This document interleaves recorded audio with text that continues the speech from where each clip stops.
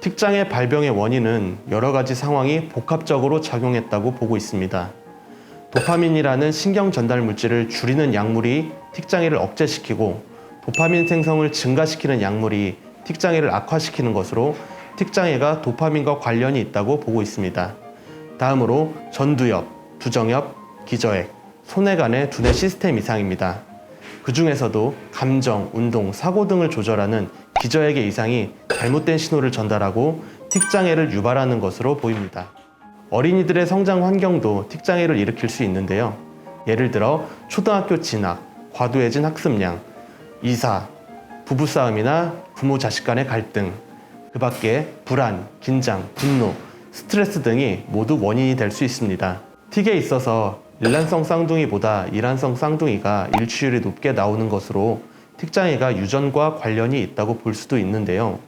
이는 어떠한 유전자가 반드시 틱을 일으키는 것은 아니고 틱장애가 발병할 수 있는 소인을 가지고 있는 것이며 유전 외에 다양한 원인들이 복합적으로 작용해서 틱장애로 이어진 것으로 볼 수 있습니다.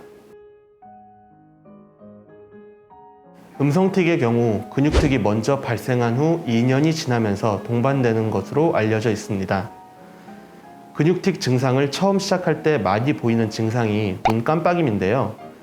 그 후로 심해질수록 코나 입술 같은 얼굴 근육 움직임, 고개 까딱거리기, 몸통, 상지, 하지 순서로 눈에서 멀어지는 방향으로 진행합니다. 그래서 틱장애가 발병하고 음성틱을 겸하지 않고 얼굴에서 벗어나지 않은 경우가 예후가 좋다고 볼 수 있습니다.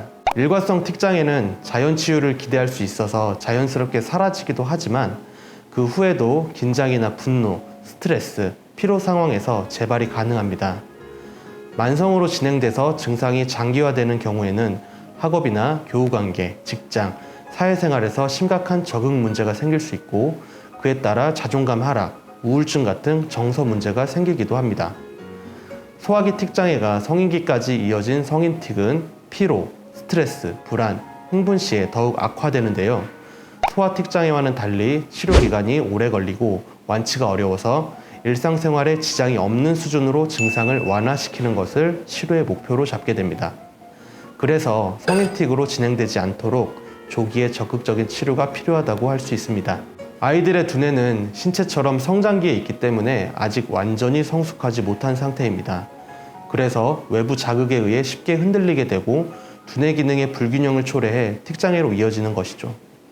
만 15세가 되면 두뇌의 성장이 어른 수준으로 완성되는데요. 그 전에 틱장애를 최대한 완화시키는 것이 성인틱으로 진행될 확률을 줄일 수 있습니다.